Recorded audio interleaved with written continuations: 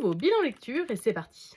On commence avec le roman Light Lark, donc le premier volume de la saga qui porte le même nom, édité chez Lumen. Tout d'abord, j'aimerais qu'on reparle rapidement de la qualité incroyable de cette édition. Je pense que c'est le plus beau livre que j'ai dans ma collection. C'est vraiment un effet argenté comme ça avec le château de Light Lark, magnifique. Ça se complète comme ça sur le jaspage, vraiment c'est trop beau. Et là je pense que c'est la terre des sauvages. Au niveau de la lecture, j'ai absolument adoré. Je suis trop contente d'avoir déjà acheté le tome 2. Je me suis lancée dans la lecture parce que le tome 3 qui s'appelle Sky Shade est sorti et je voulais savoir si j'aimais avant d'acheter la suite. Avant, j'achetais des suites avant de lire les tomes, maintenant plus du tout. J'essaye vraiment de lire avant d'acheter. C'est pour ça que j'ai déjà le tome 2 qui s'appelle Nightban parce que je l'avais déjà acheté. Ce premier tome a été une très agréable surprise sur plusieurs points. Tout d'abord, c'est un tournoi, mais un tournoi qui change de tout ce que j'ai déjà pu voir jusqu'ici. J'ai trouvé ça hyper original. L'univers est très riche et bien écrit. J'ai aussi beaucoup apprécié notre protagoniste.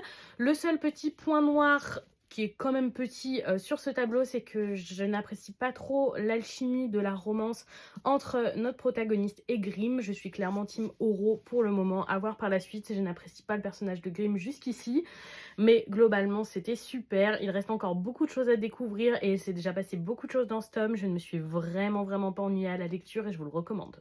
On passe chez Kana avec le 14e tome de Boys Abyss. J'ai beaucoup aimé ma lecture. Il s'est encore passé beaucoup de choses dans ce tome pour tous nos personnages et surtout la mère du protagoniste. Assez étonnée de ce qui a pu se passer. Je suis vraiment curieuse de lire la suite. Il ne restera plus que 4 tomes pour finir la série.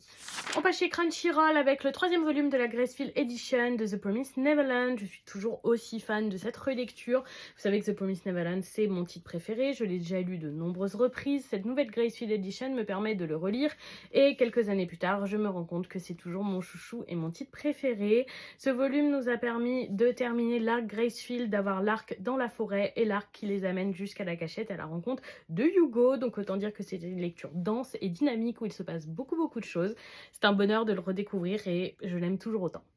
On passe chez Delcourt avec le second et dernier tome du titre Le Secret des Écailles Bleues. J'avais lu le premier tome il y a quand même longtemps et j'avais envie de lire la suite et fin pour savoir comment ça allait finir parce qu'il y avait des points qui piquaient ma curiosité, des choses qui étaient plus décevantes.